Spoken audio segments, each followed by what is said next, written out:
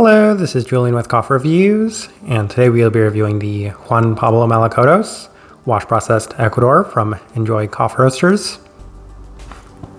And there's the bag right there. And Enjoy, based out of Providence, Rhode Island, and this is their first ever appearance on this channel, as they're a coffee roaster I had zero familiarity with going into this review. This coffee did immediately catch my interest, as it is a washed Mejorado from a producer that we've never reviewed before. But there was a secondary reason why I was interested in reviewing this coffee, and that's because I was initially under the impression that Enjoy was roasting with the Typhoon, and the Typhoon has been a much discussed roasting machine on this channel over the last year, as Manhattan had famously made the switch from the Probats to the Typhoon to some mixed results. So I did want to try another coffee from a coffee roaster that was also roasting on the Typhoon, only to find out that this coffee was roasted on the Diedrich, as Enjoy was still in the process of finishing the installation of their Typhoon. By the time that this release is out, the installation should be finalized, so some of the coffees that they will be releasing in the future will be roasted on the Typhoon. But for the time being, I'm still looking forward to discussing this coffee, as this right here is day 41.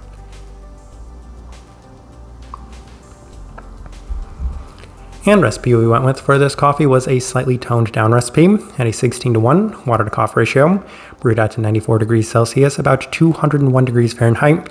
And I like this one best through the V60, which indicates a more medium fine grind roast profile for this coffee. So this one is much more in line with a lot of the more traditional experiences of American coffee roasters on that slightly more light medium side of the spectrum, as this one wasn't necessarily the lightest coffee, but even then I wouldn't necessarily say that there was too much development to the point where you could actually say that this was a medium. Honestly, this coffee has reminded me a fair bit of some of the coffees that we've reviewed from Thankfully this year, which still kind of falls in that range or category. Hopefully that gives you a good idea. Well, with all that out of the way, let's go and start discussing this coffee. Day 16, first impression, and immediately after brewing, there were plenty of the Mejorado-like characteristics presented in that much more American roasted style of coffee. Plenty of the candied tone as the lead component, but it is dominated by a complementary citric and floral aspect that's very much in line with everything that I would have expected for a Mejorado coffee. So it's a pretty good start, very much straightforward, a lot of what I was expecting from this one. Day 19 through the Chemex, and it is continuing to offer an abundance of the Mejorado-like qualities, as the cup is offering a great bit of sweetness, with the remaining primary component being much more of the complementary sweeter citric qualities. So far, pretty straightforward, nice intensity and depth yet again, as it is continuing to offer so many of those characteristics that I continue to experience from Mejorado coffees.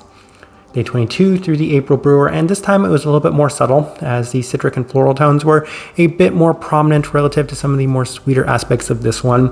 There is still plenty of intensity to the cup with a textured body, as there was a rich candied quality to it as well. Pretty sweet overall, so pretty much enjoying a lot of the experiences that we've had as of this moment. We move on to day 25, as we opted for the V60 with slightly lower temperatures, and the coffee is the best it had been to this point, and the main reason I opted for slightly lower temperatures is because, once again, usually lowering the extraction is the best results that I typically get from Mejorado coffees, and that seemed to be the case on this day, as there was plenty of the intense Mejorado sweetness, this time in a much more direct sense. There is subtlety to the rest of the listed citric and tea-like tones to it, but it does continue to embody the heavier sugary intensity. Day 28 through the Chemex with the same adjustments, and there were certainly some mixed results on this day, as it was offering a fair bit more of the listed citric aspects as the primary component of this one.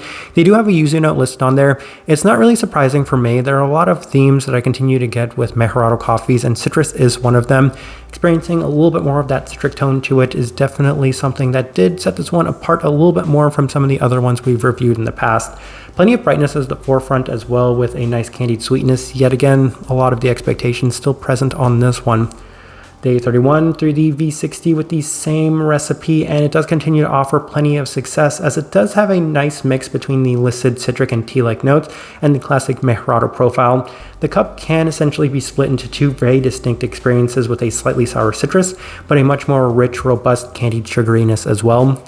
Day 34 through the Chemex with the same recipe, and we decided to settle on the V60 for our preferred brewer, as it's nice again, but it felt a little bit less like the Mejorado characteristics that we were hoping for, as there is a strong sugary sweetness, but the focus does continue to skew a little bit more on the citric side of things, a little bit more of the slightly tart aspect to it, as there was a berry-like tone to it, and we'll just say slightly more tart, currant-like berry. Day 37 through the V60 with the lower extraction adjustments, and interestingly, it wasn't quite as impressive as the previous days, as there's a little bit more robustness in the cup, with it still offering plenty of the savory tea-like aspects and a notable citric quality to it. There is still a fair bit of the sugary intensity nonetheless, so that still definitely did redeem the rest of the experience on this day. All right, let's go ahead and put up the tasting wheel so you can see what we're getting. And we have a lot of level 4, so let's start with the cleanliness level 4.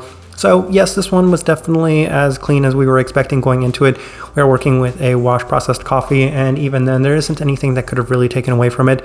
There is really nice definition to a lot of the aspects in this one, most distinctly a lot of those Mejorado-like characteristics. Outside of that, the citrus also has some really nice definition to it. The berry fruit also has some really nice definition to it. So there's a lot that can be picked up from this one, so nothing to really knock against the overall cleanliness of it. Finish, level 4, and this one definitely did come a lot more in that sugary, intense sweetness to it. However, there were some times, especially when brewed with the Chemex, where it was a little bit more on the citric forward side of things.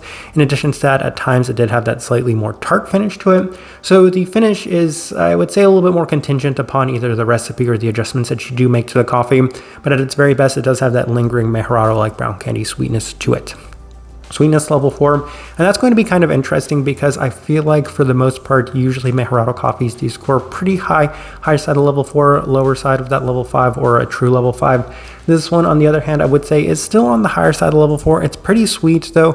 I was working with this one side by side with, I would say, some slightly sweeter Mejorado coffees, and that's probably the reason it did score slightly lower at that level 4, though there is still tremendous candy-like brown sugar intensity to, not brown sugar, but brown candy intensity to this one.